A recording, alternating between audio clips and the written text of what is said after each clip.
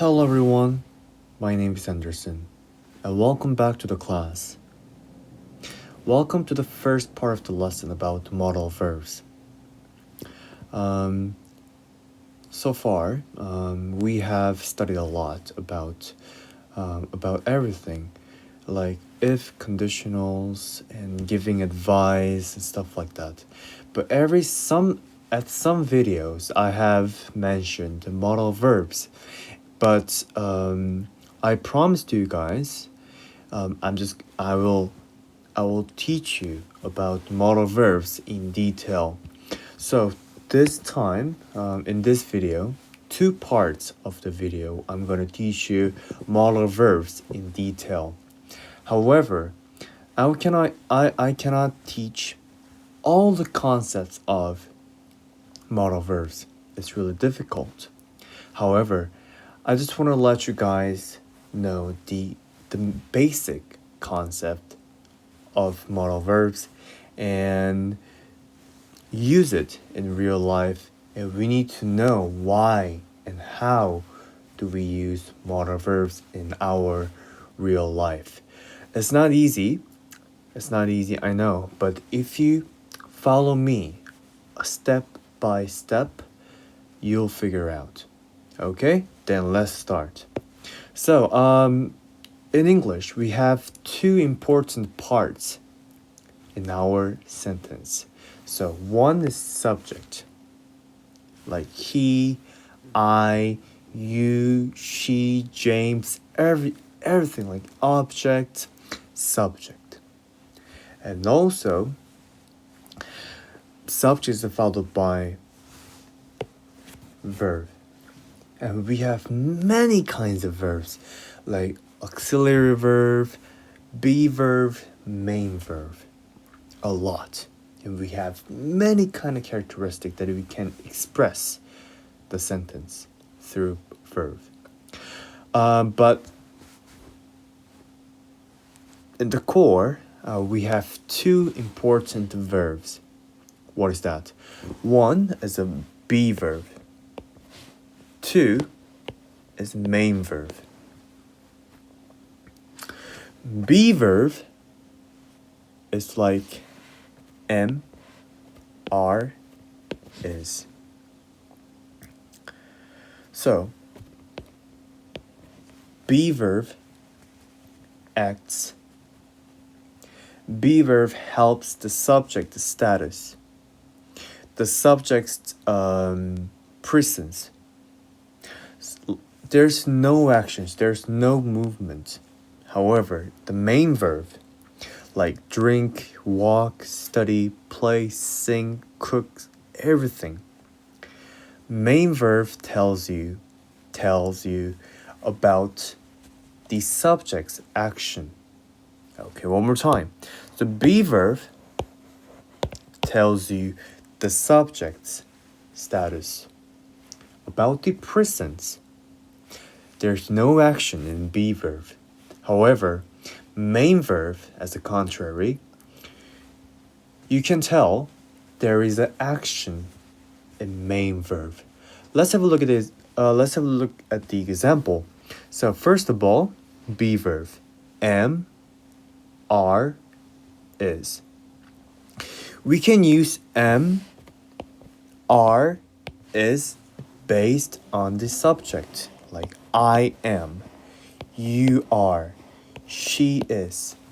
For those of you guys who studied with me for a long time, we know why we used be verb differently. First of all, I is a first personal. What about you? You is a second personal. She is a third personal. Very good. So, based on the subject, I, you, she, we use be verb differently. So, the be verb tells you the subject status. I am a boy. Does this sentence tell you how boy acts? No. There's no action in this sentence. No action. It just tells you, I'm a boy. I am a boy. What about this one? You are a teacher. You are a teacher. No action. What about this one? She is a cook. She's a cook. She is a cook. I am a boy. You are a teacher. She is a cook. So what if I say, I boy? I boy. You a teacher. She cook. Well, if they're really good at English, they might understand. They can understand you, but it is grammatically wrong. So, which verb should we use to connect subject and the object? Yes, be verb to tells you the subject status. I am a boy. You are a teacher, and she is a cook. So what about the past? So we change am into was. I was a boy. I was a boy. You were a teacher. You're not a teacher right now, but you were a teacher. It tells you the past. Past. She was a cook. She was a cook. Okay, very good. Then what about the main verb here? So we have drink, walk, study, play, sing. So it tells you the subject's action. There is an action in this. So, like this. So, I drink coffee.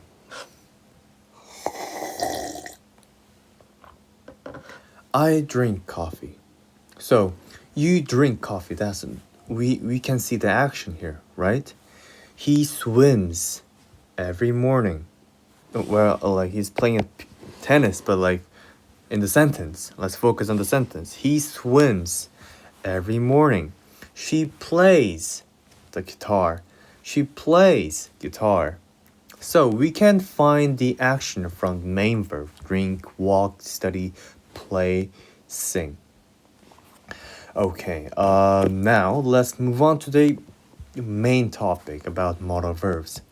So let's read this sentence. He, Mr. Yes, he lives in London. Have you guys ever been to London? It's really a good place. You should visit. So he lives in London. So he lives in London right now. Yeah? But everyone, focus. What if we add more meaning? More meaning. What does that mean, teacher? More meaning. So first of all, let's have a look at the sentence here. He lives in London. Just a fact, 100% true. He lives in London. He lives in London. So he is the subject, lives is the main verb, in London, and the preposition, London. Where he lives? Where does he live? London, yes.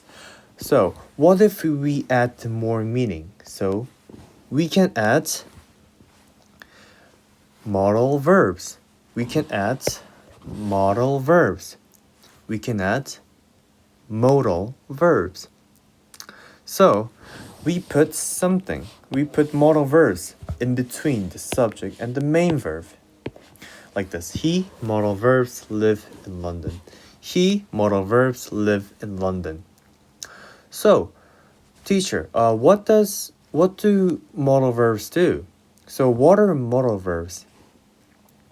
So, modal verbs is like a helping verbs. I will help you. Modal verbs is like a helping verbs. So modal verbs provide additional meaning to the main verb. So modal verb provide the additional meaning to the main verb. So, and also, what does additional meaning? Sometimes there's something that main verb cannot express. I can do this. I really want to express the possibility, ability, permission, obligation, and other stuff, but I cannot do this. Will you help me? Then said, modal verbs, I will help you. So modal verbs help the main verb to express possibility, ability, permission, obligation, and more.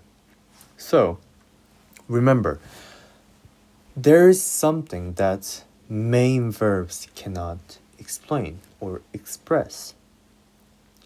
So, the main verb needs a help.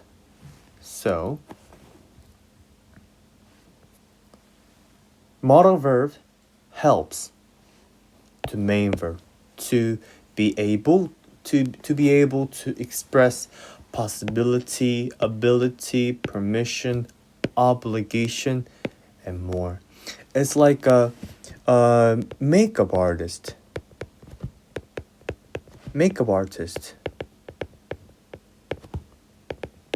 and a model. So imagine model as a main verb, and modal verb gives you a beautiful makeup. So model can express more in a broader range. Can you understand? Can you understand? Very good. So we just figured out the basic concept of modal verbs. So how can we structure the sentence with modal verbs? So beforehand, let's have a look at the example here. He lives in London. He lives in London. Nothing special. It's just 100% sure. We all know that he lives in London. What if we want to say something more? I like to say we don't know. We don't know whether he lives in London or not. We don't know. We're just like 50% sure. Then we need to put some possibility expression in this sentence. Then modal verb can help you. He may live in London. So we're 50% sure. He lives or he does not. It's just like that. Okay? Very good. So there's some two main rules when we structure the sentence with modal verbs. So for example, he may live in London. He may live in London. Can you find the difference? Can you find the difference from the just ordinary sentence just without modal verbs? Yes, there's some difference. Let's have a look at this. So he may, I may, she may.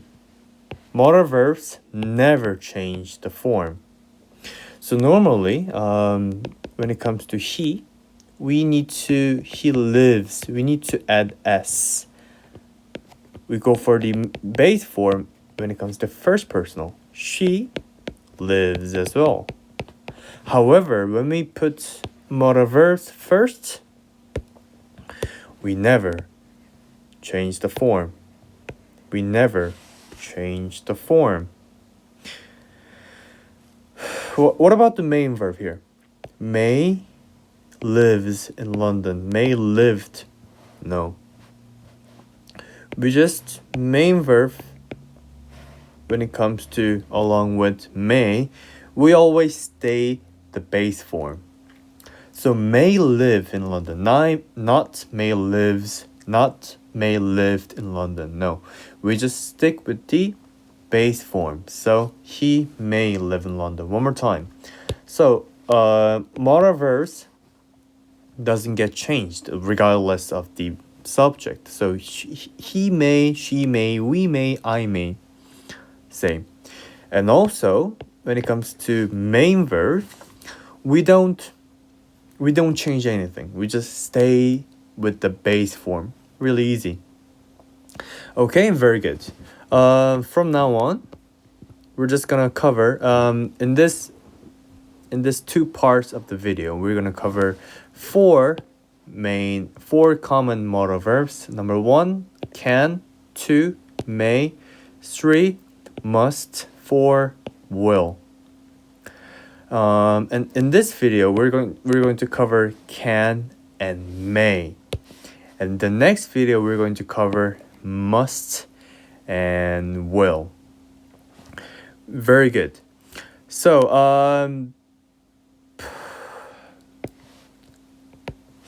the main difficulties while learning modal verbs is that some modal verbs have different kinds of meanings. So like, even though it's the same thing, even though it's the same spelling, we have a different functions. But don't worry, I'll try to make it really simple. Okay, so this video we're going to cover can and may. So let's start.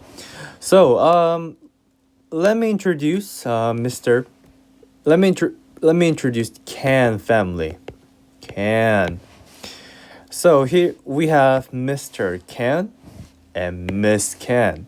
They're same, but they're different when it comes to the function. Okay, let's have a look at the Mr. Can first. So Mr. Can is all about ability. So let's have a look at the example. He can swim. He can speak French. Bonjour. Bonsoir. Français. Stuff like that. He can speak French. So he can cook a nice pasta. He can cook a nice pasta.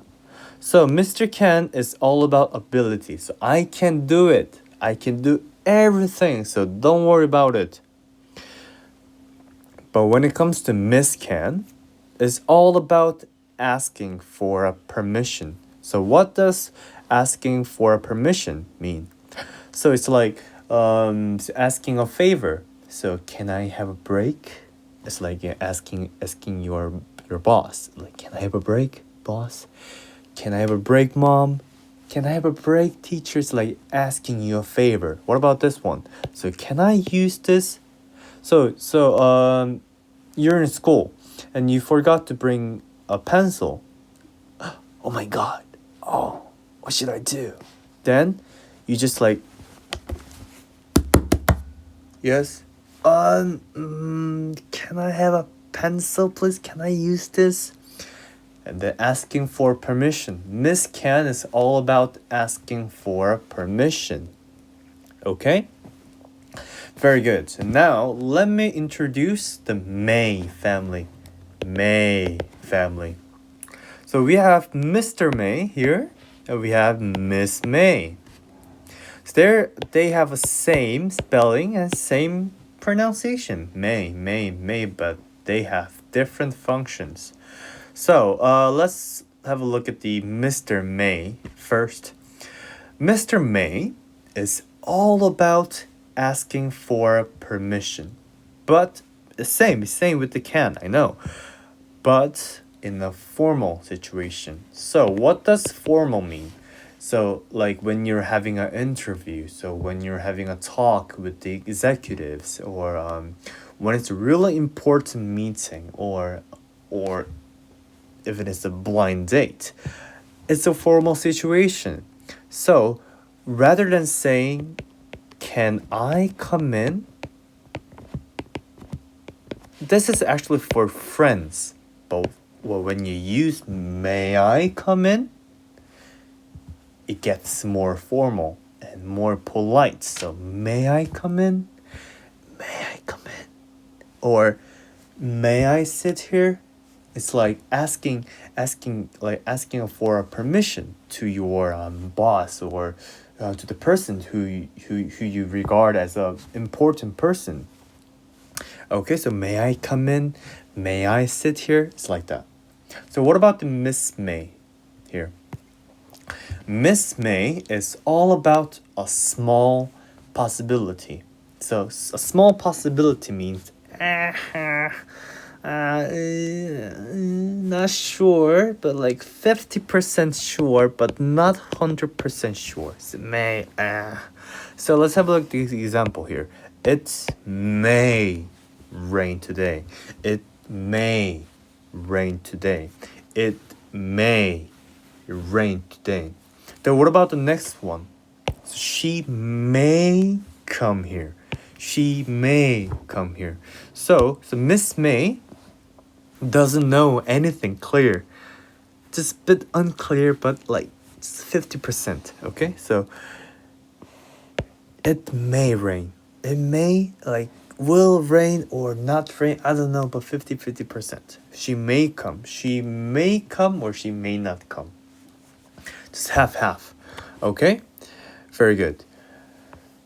Good. Now let's go to the practice. It's a mini practice. So which modal verb should we use? So let's have a look at the example. I play harp. I play harp. So we have number 1, can, asking for permission. Can I do this? May. It will 50%. Can. You can do something. You can cook pasta, you can swim. May, asking for permission, but in what situation? Yes, in a formal situation. So which would be the correct modal verb should we use? The answer is I can play a harp. I can play a harp. So let's have a look at the structure here. So subject, I can, the modal verb. When there's a can, we should go to base form, play. Very good. I can play a harp. I can play a harp. Very good. So for those who doesn't know what harp is, this is the harp. Very good. Let's move on to the next one. So which modal verb should we use? Can I buy this clothes, mom? I buy this clothes, mom. I buy this clothes, mom. So we have 4 things to pick. May, asking for a permission. 2, can, may, possibility, can, asking for a permission. So asking for permission is like, asking for permission. Can I do this? May I sit here? Possibility, 50%. Can, ability, I can swim, I can cook pasta, stuff like that. Can, asking for permission. So the answer would be both, may and can. So the may I buy this clothes, mom? Can I buy this clothes, mom? Is both correct. Okay, so but however, may we can use may in a formal situation, and can is like a bit informal. But when you want to get an expensive clothes, like anything with about expensive high-end brands, you need to use may. May I buy this clothes, mom? Oh, it's like, may I buy this clothes, mom? Asking for a permission in a formal situation. Okay, very good. Now let's move on to the next one. So which modal verb should we use? She like to eat some salad. She like to eat some salad. We have 4 options. First of all, may, asking for a permission. 2, can, ability. May, possibility. Can, asking for a permission. So let's have a look. Asking for permission is like when you want to get something from your mom. May I ask something? Like, may I buy this? Or it may rain 50-50%, asking for permission. Can I buy this? Can I move this chair? I don't know. Yeah, we don't know. So which one should we use? So may. She may like to eat some salad. She may like to eat some salad. Okay? Very good. Okay, that's it. And this is the first part of the lesson. Now let's move on to the part 2, okay? Go back to the website and go to the next part of the video. Now I'll see you in the part 2. Thank you very much and I'll see you later. Bye-bye.